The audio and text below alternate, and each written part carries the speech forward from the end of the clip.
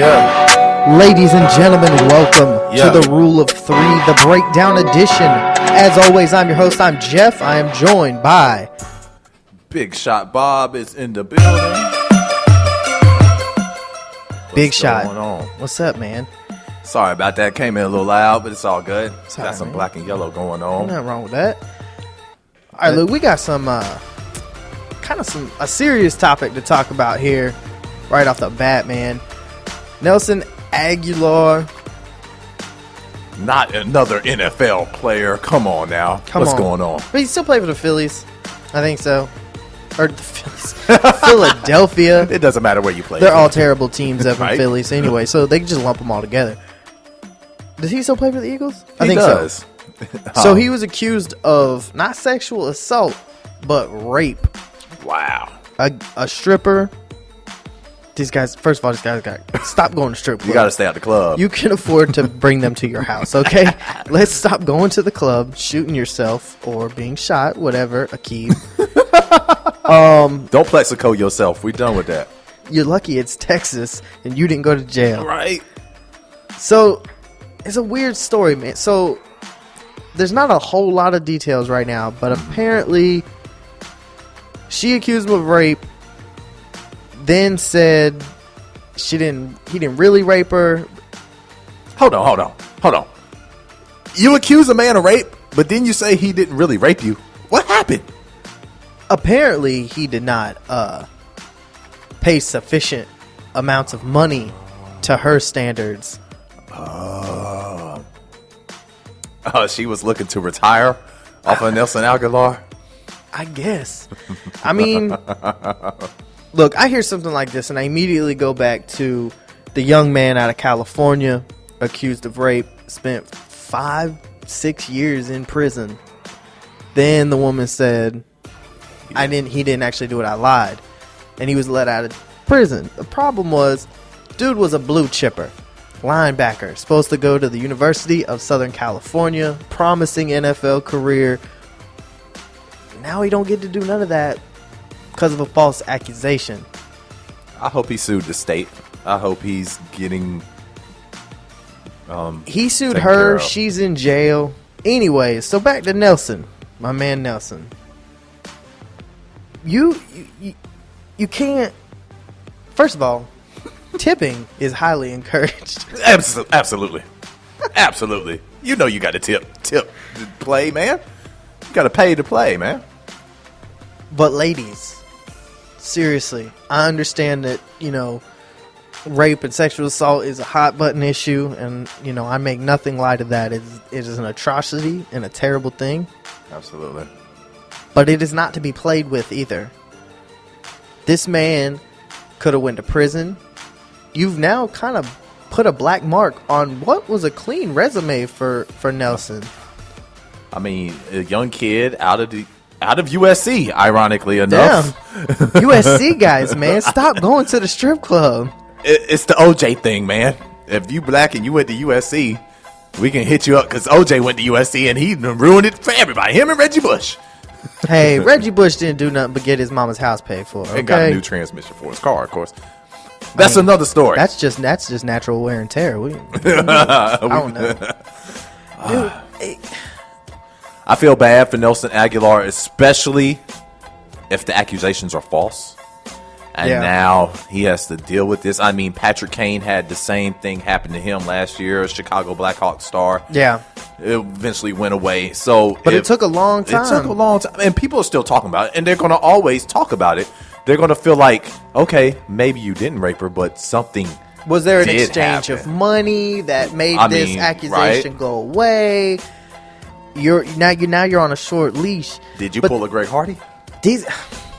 That is not clarified. We do not know that actually happened. Oh, the prosecutor said he paid her some money to make her go away. So we know that. Look, I was trying to be nice, man, but dang. We know that happened.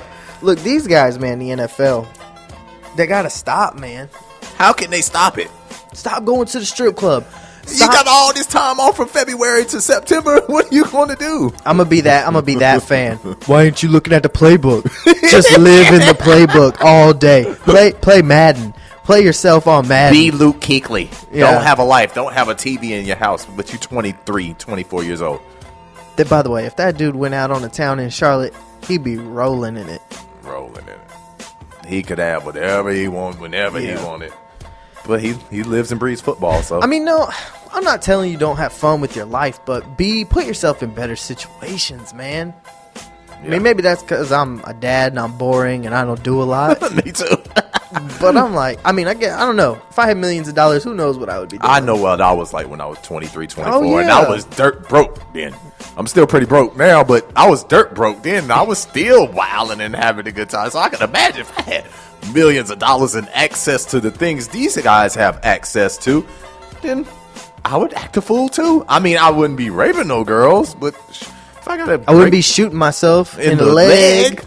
I mean, Talib is 30, so there's no excuse for that. He's a grown man. He got kids. He's a grown Several man. kids. But Nelson Aguilar, a young guy, just probably got caught in the wrong situation, man. I hope it works out for him. I hope his name gets cleared up, especially if he didn't do anything.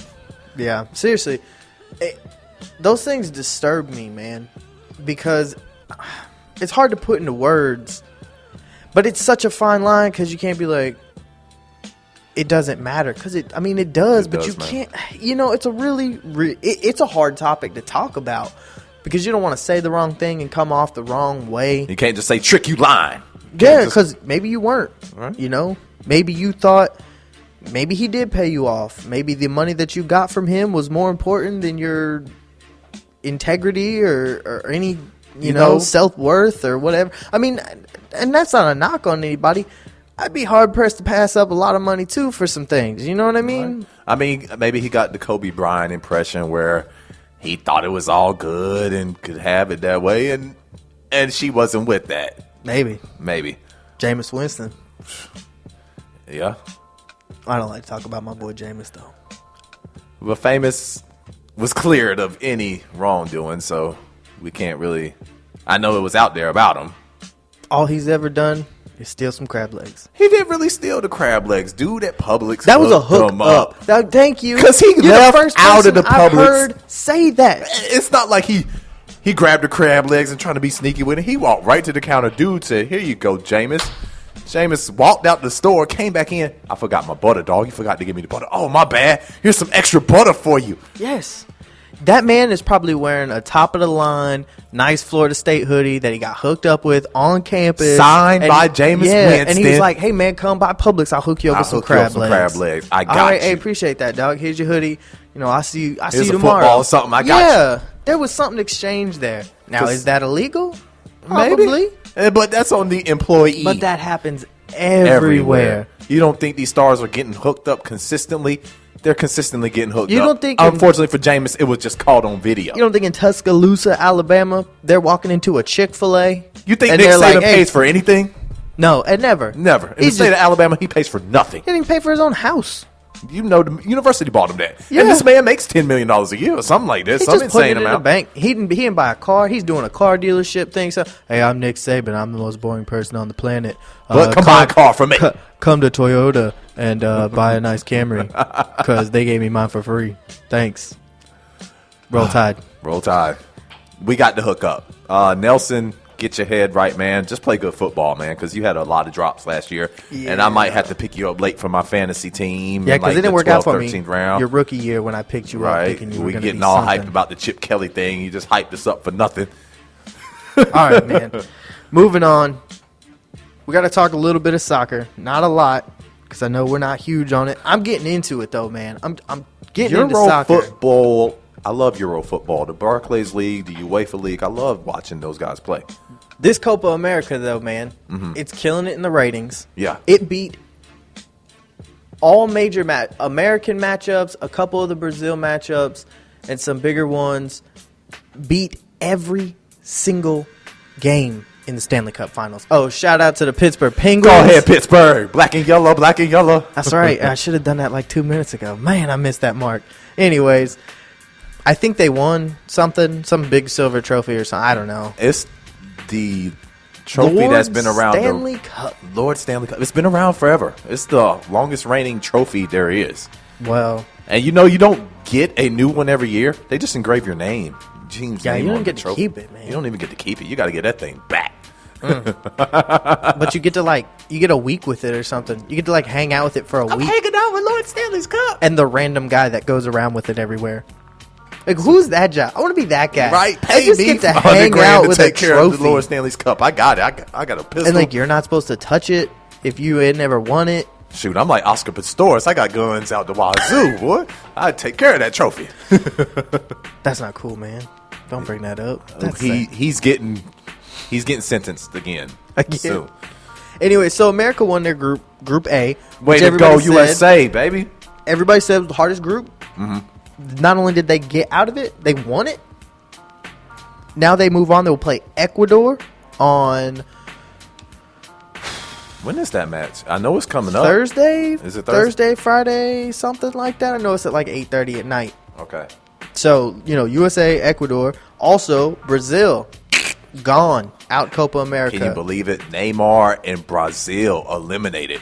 They were probably the favorites going into the Copa America tournament. Yeah. Them and Argentina, of course. Yeah, Argentina is definitely the favorite now. See, but that's the thing is, the USA, we can play with almost every single team. Yeah. We can play with a lot of them, but we can't beat Germany. No. We can't beat Spain. No. Right now, we can play can't. with Brazil because they're actually down right now. They're rebuilding. All they've got is Neymar, and they're trying to put pieces around him. We can't even play with the South Koreans. That's pretty bad. But we're playing with Brazil, though. We're hanging with Argentina. We'll play with Brazil. Hopefully, we'll get to see them maybe in the semis. Mm-hmm. We'll probably lose, but you never know because something could happen. All right, more soccer. This time on the other side of the pond. Yeah, shout out to knowing what that's called. All right, so during the Russian and England match in the UEFA tournament, I don't know what that stands for. UEFA, some European federation, I assume. Yeah, I don't know. something like that. Yeah. United Good Euro football. Good football being played over there, though. Absolutely. In France. Their fans got into it, man. Started a riot. Old hooligans. You know how that goes with the riots. So bad so that actually 2 guys from England were arrested in France and got sentenced to 3 months in prison. Wow. But this is when it starts to get weird when you talk about fans and how they affect your team. Because Russia and England have been warned. If your fans are violent or start anything and are unruly, you will be disqualified. The team will be disqualified from the tournament. And this has huge ramifications on Olympics, And World Cups, Yeah. and things like that. Now, I want to get your opinion on this, though. Do you think it's right to allow your team to be disqualified for something you really don't have any control over? Well, they can't really take it out on all the fans, but the best way to take it out on fans is, hey, we take your product off the field. Yeah. So- We'll give you no reason to be here. Exactly. And they don't want that. So with this warning, it should clean up everything. Now, who's to say the English fans like to drink a lot? We know that. Europeans like to drink a lot. Period. And we know the A Russians lot of are beer, a lot of combative. vodka. And those things mixed with some good football that is really competitive and everybody's rooting for their squad. What can you do? I do want to say this about football or soccer or whatever you want to call it, man. With what they did with these tournaments going on and the way they crushed the Stanley Cup Finals, man, soccer is here to stay in America, man. They brought this Copa America. It was supposed to be in Brazil, but due to the Olympics, they had to move it. Mm-hmm. So they were like, well, America can host it. That's actually how we got a free bid into the tournament. Hey, But we'll whatever. take it. Look, Americans have never been wrong to take a handout here and there. Just saying. Just saying. We're actually doing really, really well in it, and they're packing out these stadiums. The Rose Bowl, Soldier Field up in Chicago. They're packing these places to see these teams to a sport that we don't even like here in America. Wrong. It's completely wrong. It is the 4th biggest sport. It's football, basketball, baseball, soccer. Yeah. Hockey, I'm sorry. You're on the outside looking in now. And it's only going to get bigger because I mean, there's no lie. I mean, this isn't like a political statement or anything, but there are a lot more Hispanics coming into the country. Yeah. And they're bringing their love for soccer or football or whatever they want to call it. They're bringing it to America, and they're playing it in the streets, just like they did, where they were from. Their kids are growing up playing it in the streets. This is how it is, and it's going to get bigger. I actually see it passing baseball. Absolutely. Now, if they can get some traction with the MLS. Yes, that's the thing. If MLS wants to capitalize, every time there's one of these big tournaments, the MLS turns around and has this lackluster season that nobody cares about. You've got to get some team. I don't care if it's the LA Galaxy or whatever. You've got to shell out the $150 million. Neymar, come play for the MLS. First of all, it's a much lighter schedule than those big European and the La Liga down in South America and stuff. It's a much lighter schedule. Pay these dudes, man.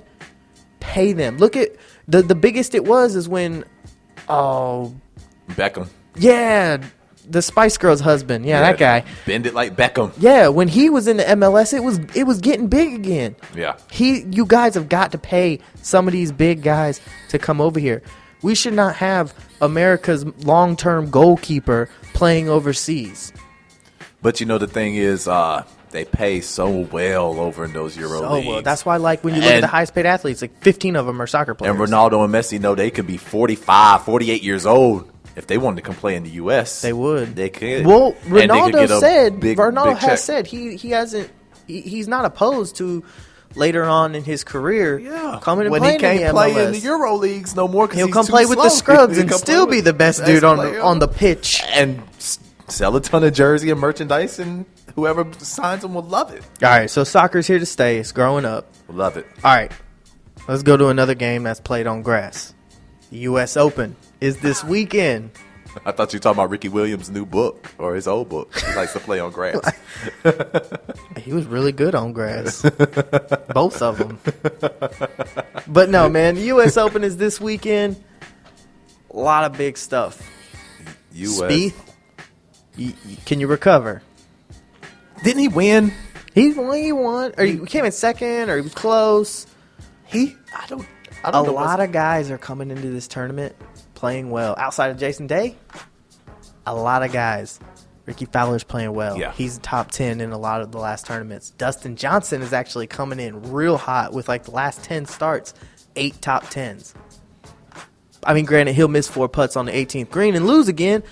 I'm just kidding. No, DJ. Justin Johnson does that often. He's in contention and will miss putts. Yeah. Will miss putts. He's not a good putter. And at Oakmont, you got to be a good putter. You got to be a good putter. Who you give the edge to? Who you looking at? I mean, 2 guys. I know he hasn't been playing well, but Jason Day for me I'm still looking at him. He's the best player in the world. Sorry, Spieth, he is. He is. And I'm waiting for Rory. I am waiting for Rory. Rory, where are you at, man? Team Nike needs you. LeBron can't win.